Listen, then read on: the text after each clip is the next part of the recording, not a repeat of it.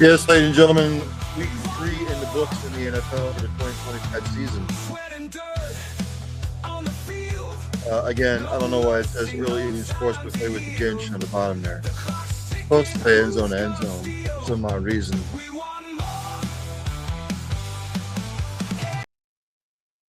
It says that. And I can't figure out why. Because technology always seems to shove a red hot poker up my ass. Well, welcome to another edition of Endzone to Endzone, all things NFL. Again, week 3 concluded yesterday with the Lions-Ravens. In the earlier show, early eating sports buffet with the Ginch. I went over the stats. Again, I will say about the game yesterday. If you shut down the running game of the Ravens and you force Lamar Jackson to either beat you with his legs or his arm, more often than not, you're going to win the football game. And that's what happened yesterday. It's not like Lamar did a bad job throwing the football. It's just when you're getting outrushed basically 3 yards to 1, and you control the clock. And again, big play after big play by both teams, but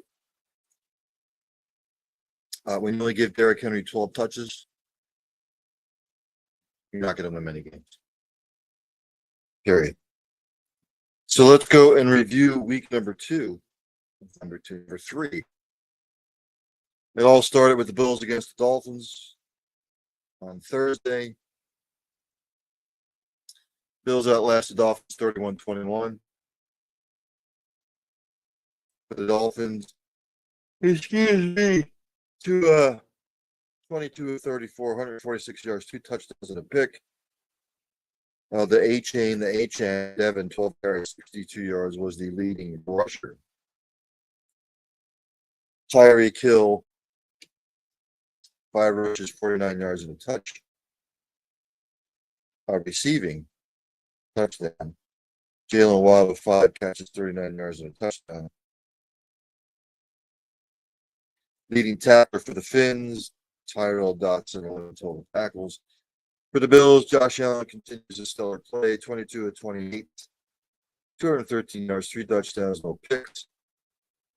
James took 19 carries, 108 yards and a touchdown. Dalton Kincaid, leading receiver for Buffalo, 5 catches, 66 yards and a touchdown. Excuse me, it's the weather. Teron Johnson, 8 total tackles for the Bills. The team stats. Buffalo won the rushing battle. Both teams were excellent on third downs. Again, this game really could have gone either way. Mike Fuji saying, I'm just tuning in. Thank you, Fuji. You know him as Mike Fiorgimondo. Irish and Italian. So he likes to eat and drink. You know him as the Fuji, Mr. Fuji, not Mr. Saito. But the Bills, with a win, they're now 3-0 overall. The Dolphins fall to 0-3. The Mike McDaniel death watch is on. As far as getting nixed, I don't know what they're waiting for. But again, we'll have to see. I don't know why organizations wait. They're 0-3. What could it hurt to get rid of him? Maybe his message just doesn't get through to the players anymore. The upset of the day, the Browns beat the Packers in a barn burner 13-10. High scoring affair. Packers were up most of the game, and the Browns all of a sudden just did what they did. And the Packers sort of gave the game away. People were saying the game was fixed. Would you stop with that shit already? Jordan Love was 18-25, 183 yards, a touchdown, and a pick for the Packers. Leading rusher was Josh Jacobs, 16 carries, 30 yards. Neither team could run the football. Matthew Golden, the rookie for Green Bay, the leading receiver, 4 catches, 52 yards. Quay Walker, 14 total tackles for Green Bay. On the Browns side, Joe Flacco, 21 of 36, 142 yards, 0 touchdowns and a pick. Quinshawn Judkins, good day, 18 carries, 94 yards and a touchdown. He will be the heir apparent in Cleveland. David Njoku, 5 catches, 40 yards. Leading tackler Carson Wesinger, 10 total tackles. We go to the team stats. Again, I don't know how the Browns won this game.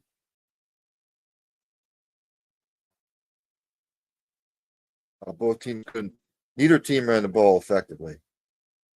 Green Bay was 10 of 18 on third down. Cleveland was 4 of 13. Both turned it over. But Green Bay won the type of possession, but somehow Green Bay won the game. Somehow Cleveland won the game. Anybody who watched it, the block field goal, exploit, it was a fugly game. Fugly. Packers snatched defeat away from victory. Packers now 2-1. The Browns 1-2. And look, I said this on early eating sports buffet with the Ginch. The Browns and the Ravens are now 1-2. The Steelers and the Bengals are 2-1. And Joe Burrow's out for the Bengals. Baltimore's having their issues. Pittsburgh has their issues. Why not the Browns? I'm sure Cleveland's going to make a quarterback switch if Flacco struggles this week. Mike Fuji says, what's my take on Jackson Dart? Like I said in the previous show, they had to make the switch. Had to. The Giants. Look, Russell struggled against the Commanders. He looked great against Dallas because Dallas is ass. They should call him Dal Ass, is what it is. Dal Ass made Caleb Williams look like Doug Williams yesterday. And as far as Russell goes, you're 0-3. You've got nothing to lose. Start the kid. He's going to take his lumps, but he can't be any worse. They will probably simplify the playbook for him. And as the season goes on, maybe expand on the offensive playbook. But again, Tyrone Tracy out indefinitely, and it's the Jackson Dart, Cam Scatabo era. And you're not going to go back to Russell Wilson unless Jackson Dart gets hurt. And they may not go back to Russell. They may stick Russell back to the third string with Jameis Winston there. They might bump Jameis up to the second string. They might even trade Russell Wilson somewhere. Russell Wilson now will be a mentor to Jackson Dart. If that's what Russell wants to take upon himself. One of the surprises of the year, the Colts beat the Titans handily, 41-20. I think other than the Texans being 0-3, the Colts being 3-0.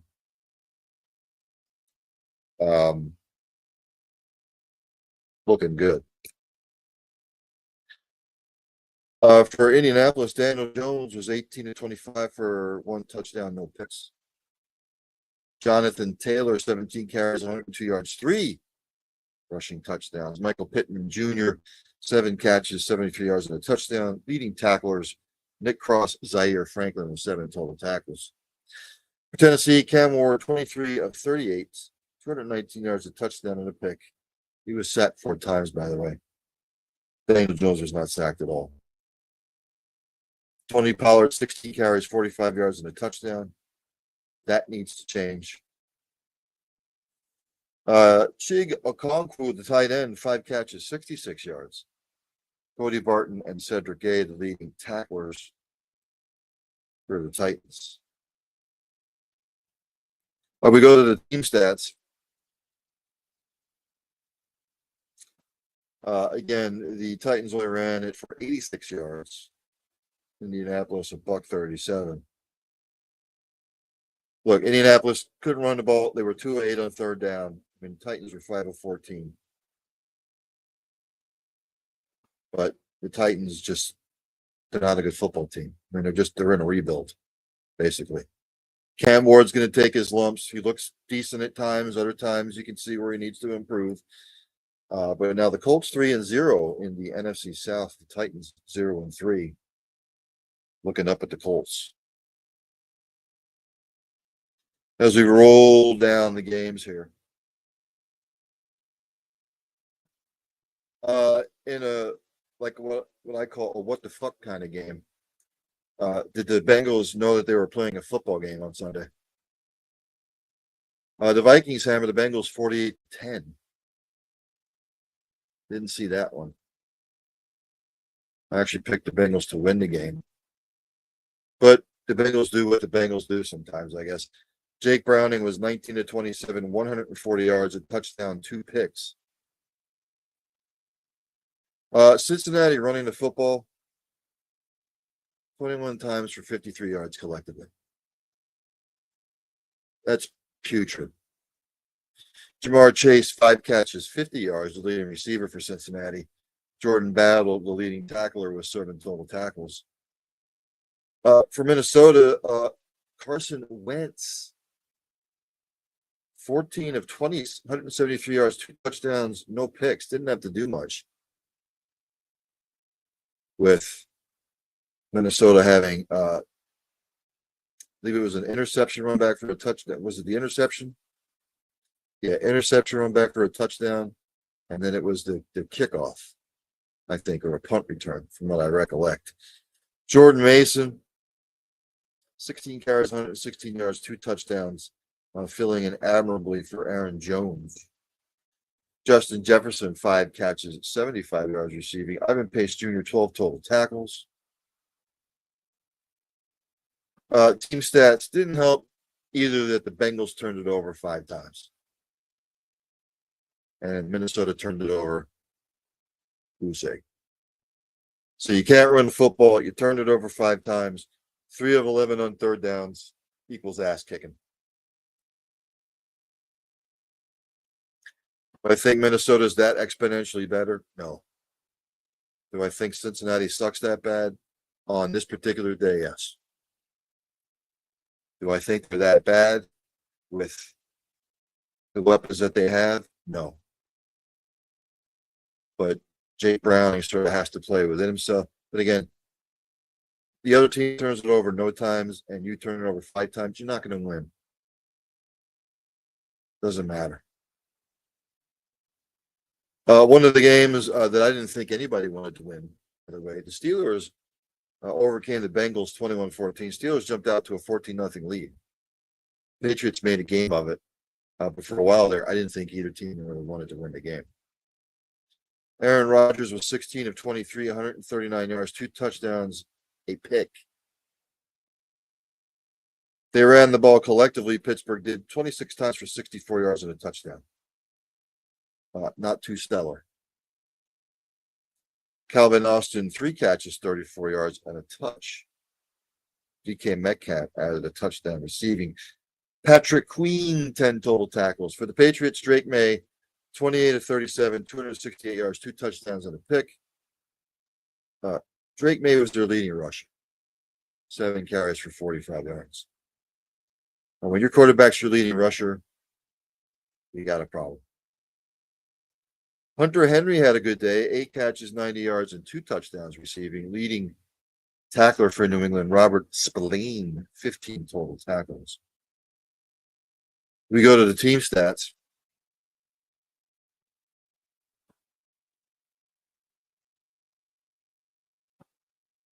And again, New England turned the ball over 5 times. They actually outrushed the Steelers. But when you're turning it over 5 times and Pittsburgh only turned it over once, and Pittsburgh still only won by a touchdown. That's why I said I didn't think anybody wanted to win this game. Steelers improved to 2-1, Patriots 1-2. Again, again, I don't know why it says early evening sports buffet with the Ginch down there. I've tried fixing it. I don't know what the hell's going on. It should say Endzone. But at some point, it'll get fixed. Coming up at 8:30, I believe. Is it the other WNBA game? No, it's at 9:30. My apologies.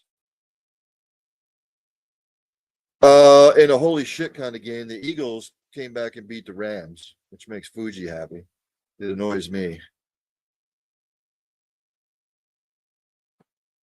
Again, the Raps snatched defeat away from victory. The special teams coaches for the Rams should be fired. Not only was it 2 blocked field goals, but then the last blocked field goal was a walk-off touchdown. And I'm sure it pissed a whole lot of people who put money on the Rams. Mike Fuji says, no crying ring chaser. You can kiss my ass.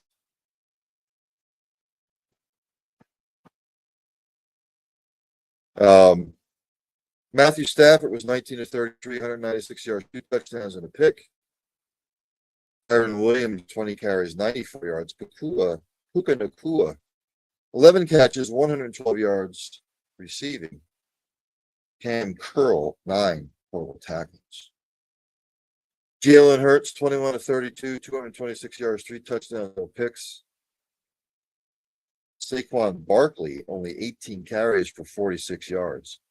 Jalen Hurts added a touchdown rushing. A.J. Brown finally happy, 6 catches, 109 yards, and a touchdown. Cooper DeJean, 9 total tackles. Fuji says, not with a dog's lips. Fuji's got jokes. But look, again, another team that had no business losing. I'm not going to say that the Rams took their foot off the gas, but the Rams made the adjustments and the Eagles didn't. We go to the team stats. The Rams actually won the rushing battle, almost 2-1. But the Rams were horrible on third down, 3 of 10. Eagles were 5 of 14. They both turned it over once. But again, the difference in the game. Well, first of all, Philadelphia was 3 of 3 in the red zone scoring. And the Rams were 1 of 4. Combined with the fact that the Rams forgot how to kick field goals. And that was the difference in the game. Not only did they miss a field goal, but then they get it blocked twice. I, as a special teams coach, could have, you know what they're going to do? They're going to try and come up the middle, which they did twice, by the way. So you would have thought after the first block field goal when they came up the middle, they would have made the adjustment. But they didn't. Rams fall to 2-1. Eagles stay undefeated at 3-0.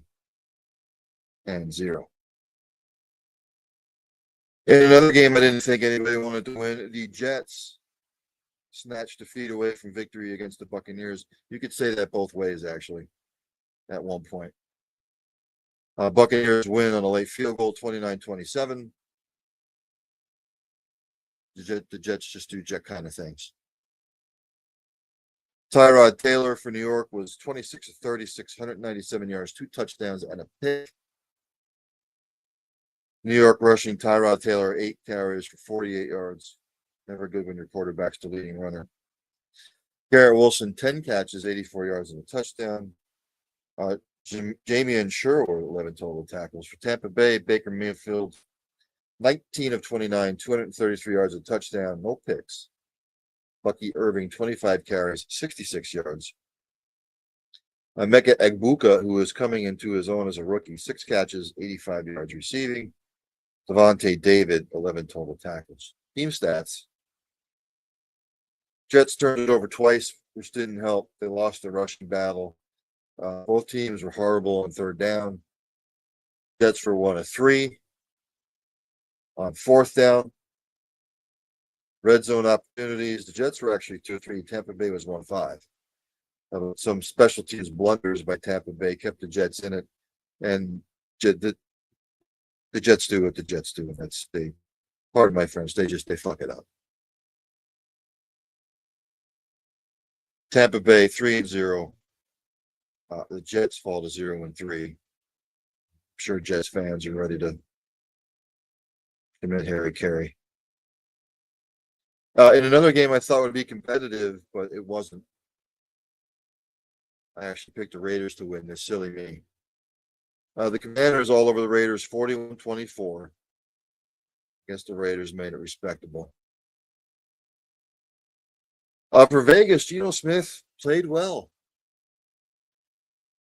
19-29, 280 yards, 3 touchdowns, no picks. Ashton Genty, 17 carries, 63 tough yards. Trey Tucker, ladies and gentlemen, 8 catches, 145 yards, and 3 touchdowns. If you had him on your fantasy team, congratulations. Max Crosby, 7 total tackles. Washington, Marcus Mariota didn't really need to do too much. He was 15-21, 207 yards, a touchdown, more importantly, no picks. Jeremy McNichols, 4 carries, 78 yards, and a touchdown. Mariota added a rushing touchdown. Terry McLaurin, 3 catches for 70 yards, the leading receiver for Washington. And Bobby Wagner, the elder statesman, 11 total tackles for the Commanders. Team stats: Washington ran the ball 32 times for 201 yards. Both teams were Raiders sucked on third down. Washington was 5 of 10. Both efficient in the red zone. But look, the Raiders gave up a lot of big plays in this one. That's why they won the football game. Commanders sit at 2-1. The Raiders 1-2 on the year.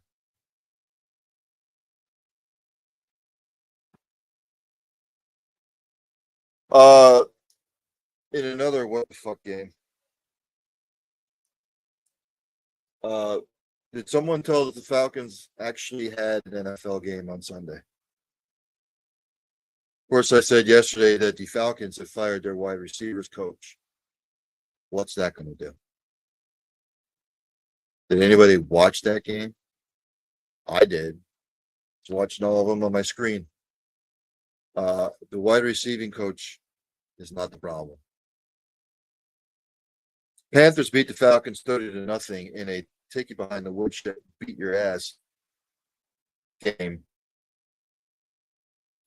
The Falcons, Michael Penix was 18-36, 172 yards, no touchdowns, 2 picks. Bijan Robinson at 13 carries, 72 yards. Drake London, 5 catches for 55 yards.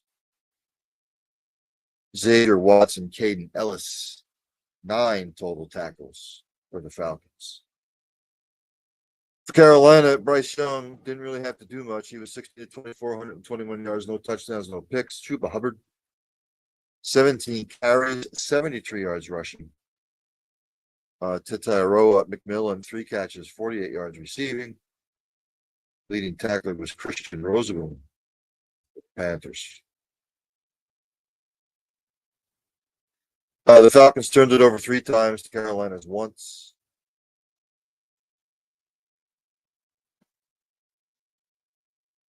The Falcons didn't really make it into the red zone.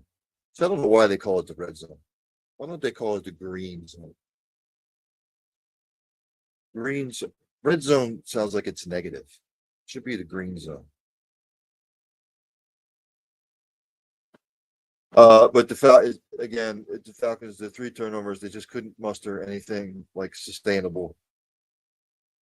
And again, the Panthers, shame on the Falcons. They should give the Falcons fans money back for this particular game because it was not good. Some people thought the Falcons were going to make noise this year. I wasn't one of them.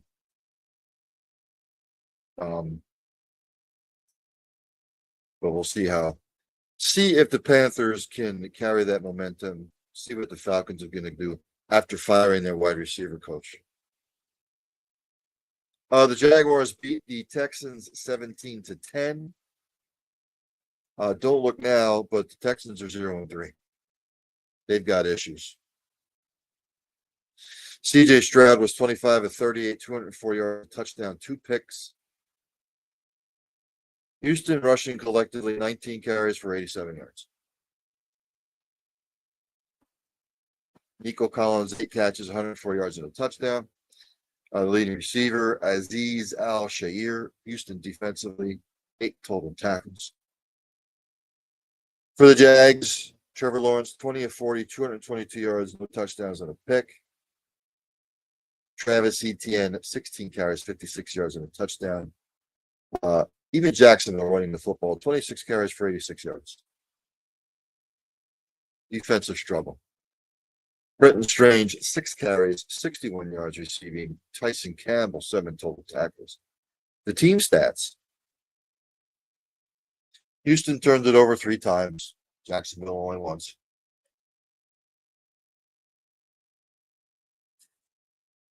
Again, neither team could run the ball. Both were 4 of 15 on third down. But the nutshell in this game, Houston turned over 3 times, Jacksonville once. You lose the turnover battle. More importantly, most of the time you're going to lose the game. So Jacksonville at 2-1. The Jags now 0-3.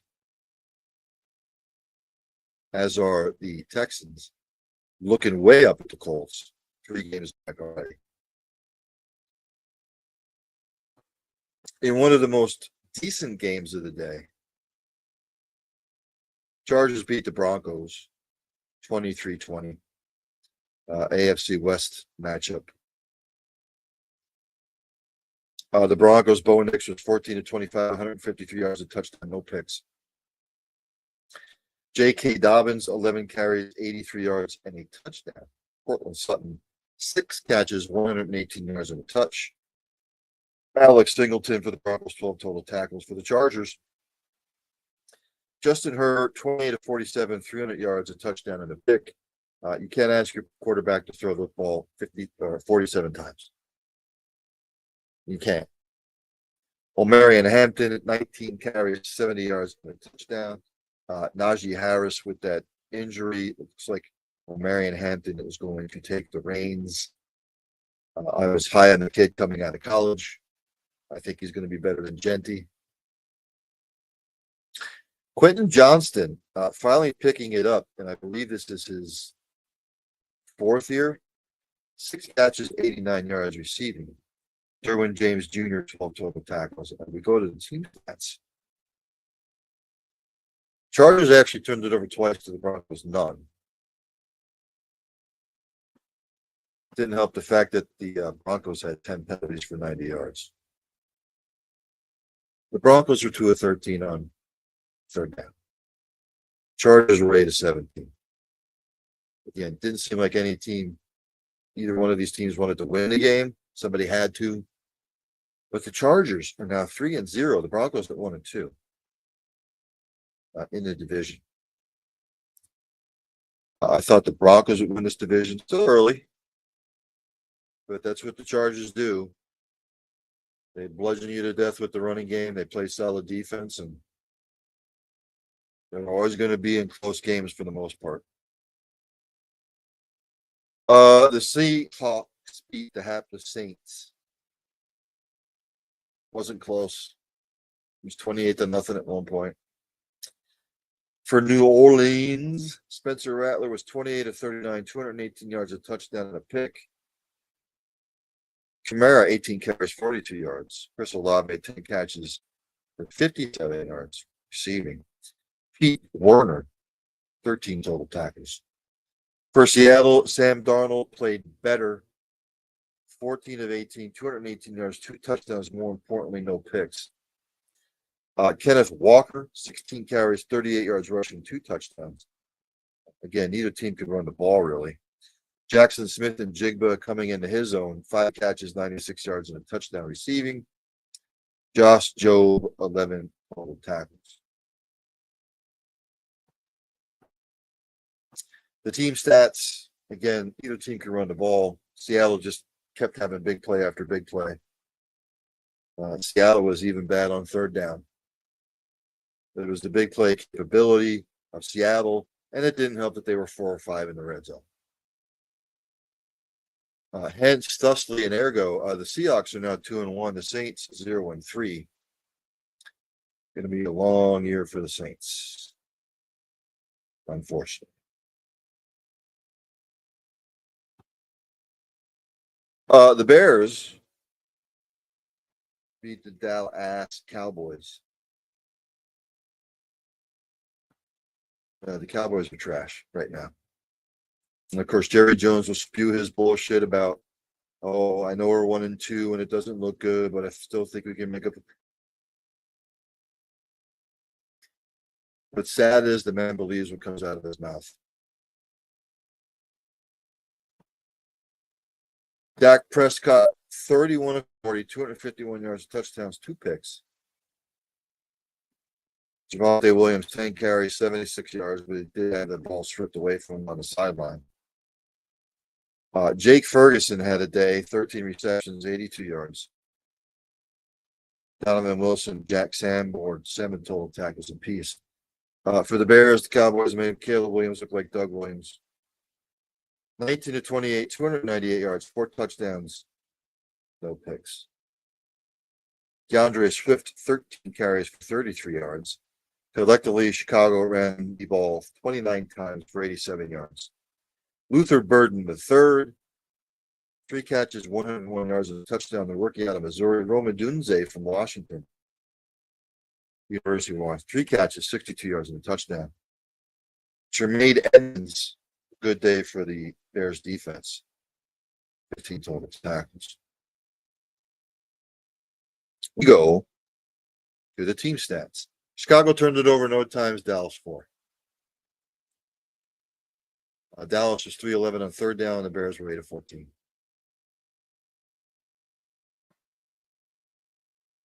Ass whooping. And it's only going to get worse. Now that CeeDee Lamb's gone, Tyler Booker's out. If the Packers don't beat the shit out of the Cowboys this week, then there's a problem.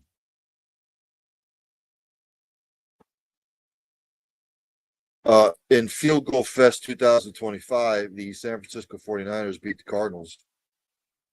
Although Mr. Bosa for the 49ers is done for the year, which is a big blow to that defense. 49ers the last couple of years with injuries, they just can't avoid them. For the Cardinals, and Cardinals played well. Their defense actually did a really good job, but late field goal. Kyler Murray was 22 of 35, 159 yards, a touchdown, no picks. James Conner now for Arizona, out with that injury for the rest of the year, so probably Trey Benson will take over the reins. He had 10 carries for 42 yards. Marvin Harrison Jr., who had a couple drops, 3 catches, 44 yards. Mac Wilson Sr., 12 total tackles. For the 49ers, Mac Jones, 27 of 41, 284 yards, touchdown, and a pick. Christian McCaffrey for the 49ers, 17 carries, 52 yards. They ran the ball collectively 20 times for 73 yards, which that needs to change. Ricky Pearsall, 8 catches, 117 yards receiving. Christian McCaffrey added 10 catches for 88 yards. Fred Warner, 11 total tackles. The team stats, again, Arizona won the rushing battle. San Francisco was horrible on third down. They were 2 of 10. Arizona was 5 of 15. And anybody could have won this game. The 49ers just made one more play than the Cardinals did. 49ers now 3-0. Cardinals 2-1.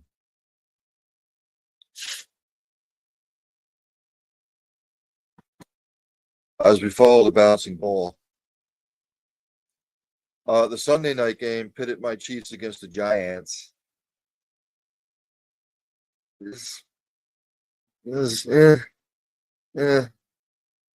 I still don't think the Chiefs are all that good. And the Giants, we'll see going forward with Jackson Dart and Cam Scatterbo. Patrick Mahomes was 22 of 37, 225 yards, a touchdown, no picks. Isaiah Pacheco, 10 carries, 45 yards. Kareem Hunt added 10 for 34 and a touchdown.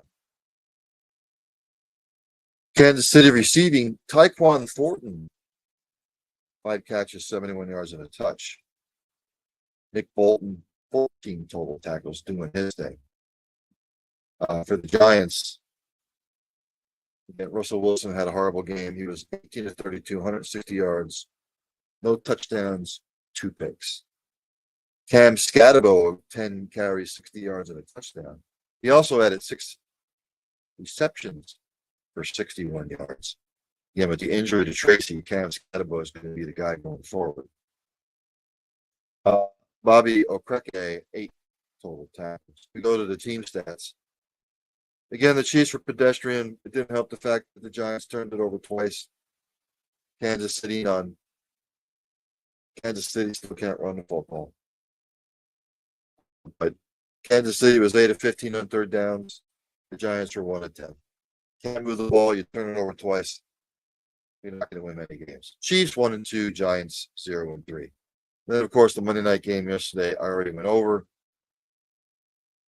Again, the blueprint now for Baltimore. You bottle up Derrick Henry, and you try to force Lamar Jackson to beat you either with his legs or his arm, and plays right into the defense's hands. Teams going forward, and the Cleveland Browns showed the blueprint. We're not going to let Derrick Henry beat us. If Lamar beats us with his legs and or his arm, but we bottle up Derrick Henry, then congratulations, you deserve to win.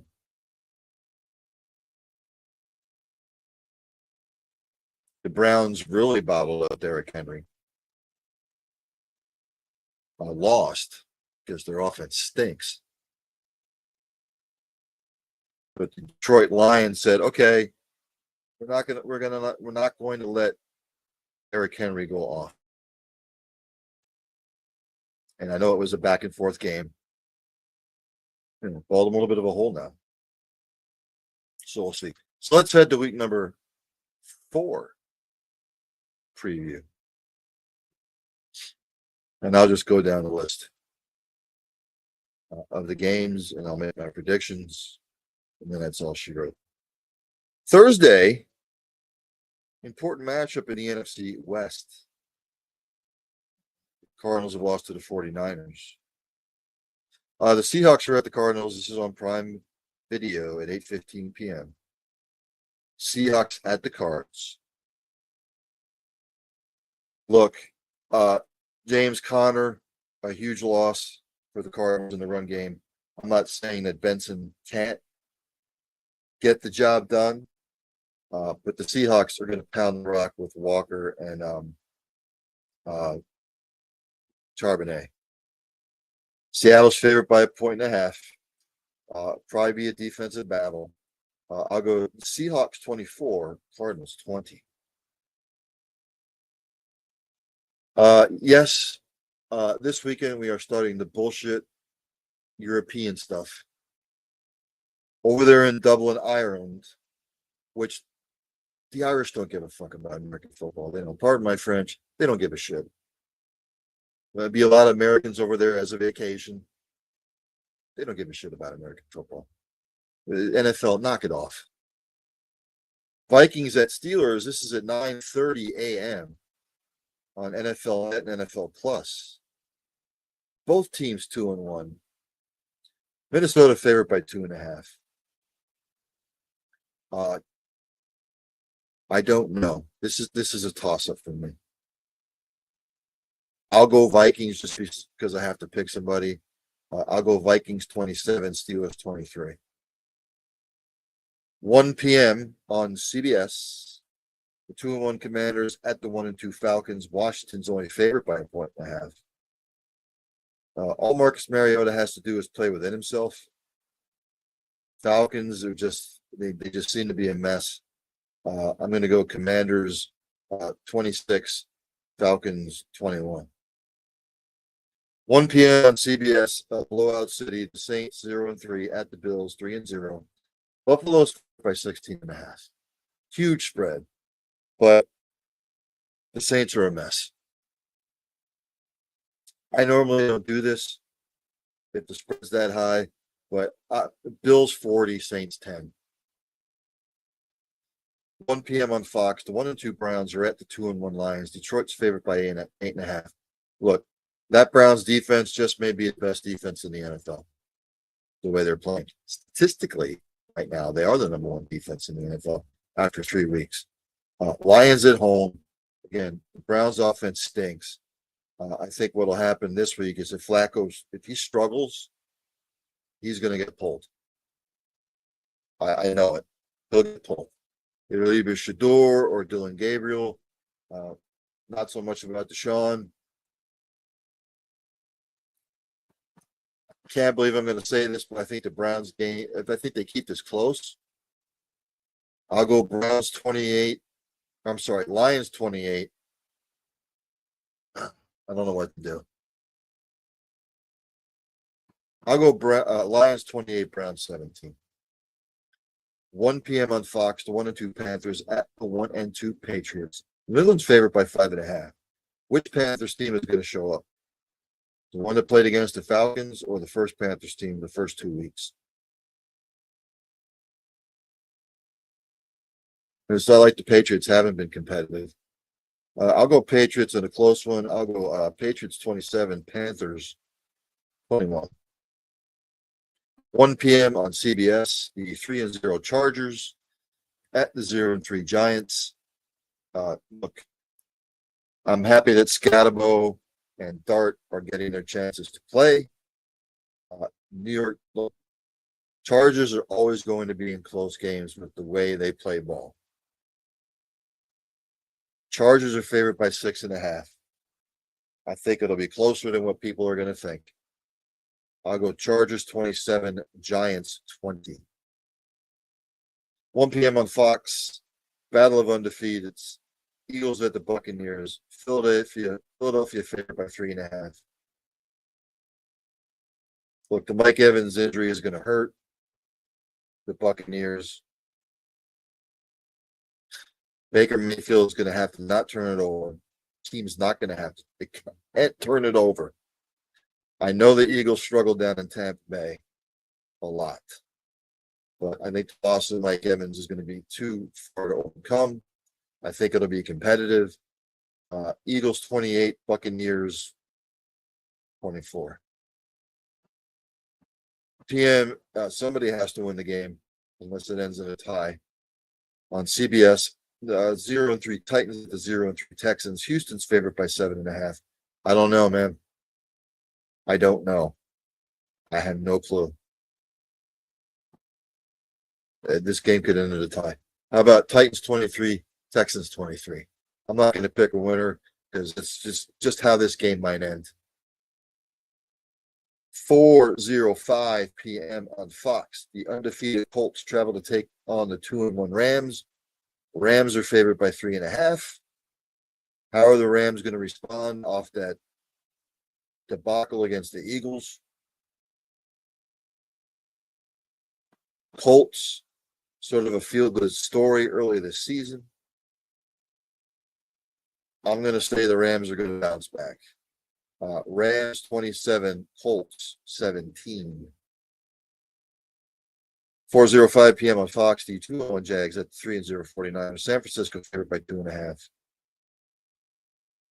49ers losing Bosa is going to be big, but I still think the 49ers are going to do too much defensively to hold off the Jags. Low scoring, 49ers 23, Jags 14. 4:25 p.m. on CBS, the 1-2 Ravens at the 1-2 Chiefs. Baltimore's favored by 2.5, so somebody knows something. I'm not sold on my Chiefs. I still don't think they're a good football team. Baltimore just got their, not going to say ass kicked, but the Chiefs know the blueprint to beat the Ravens. Everybody always says that the Ravens choked against the Chiefs. But the Eagles already beat the Chiefs on their home turf. I'm going to say the Ravens win the game. I'm going to go Ravens 27, Chiefs 20. 4:25 p.m. on CBS. Bears, Raiders, both 1-2. This game's going to be a shootout. Chicago favored by half.